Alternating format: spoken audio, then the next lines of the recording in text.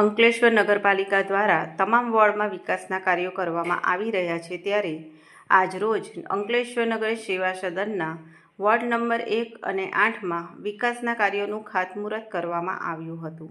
Ward number 1માં મહાવીરનગરમાં ₹13 લાખના ખર્ચે RCC road તેમજ વોર્ડ નંબર 8માં આવેલ સબજેલ નજીકના ગાર્ડનની ₹12 લાખના ખર્ચે દિવાલના કાર્યોનું પાલિકા પ્રમુખ લલિતાબેન રાજપુરોહિત અને કારોબારી અધ્યક્ષ નિલેશ પટેલના હસ્તે ખાતમુહૂર્ત કરવામાં આવ્યું હતું. આ પ્રસંગે નગરપાલિકાના સભ્યો, શહેર ભાજપના પૂર્વ પ્રમુખ નરેન્દ્ર પટેલ, નગર પ્રાથમિક શિક્ષણ સમિતિના વાઇસ ચેરમેન રમણ પટેલ સહિત સ્થાનિકો ઉપસ્થિત રહ્યા હતા. રોજ અંકલેશ્વર નગરપાલિકા દ્વારા વોર્ડ નંબર 8માં સબ જેલની પાસે બગીચાની દિવાલનું 12 લાખના ખર્ચે ખાતમુહૂર્ત કરવામાં આવ્યું.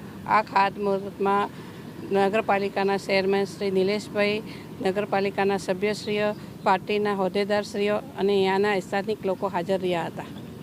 આજરોજ અંકલેશ્વર નગરપાલિકા દ્વારા વોર્ડ નંબર 1ની અંદર મહાવીરનગર સોસાયટીમાં દીવા મુખ્ય રોડથી ઘંટીવાળી ગલીની અંદર બાળકોકાના ઘર થઈ રોડનું આરસીસી રોડનું કામ અંદાજિત ₹13 લાખ રૂપિયાના ખર્ચેનું આજે ખાતમુહૂર્ત કરવામાં આવ્યું છે.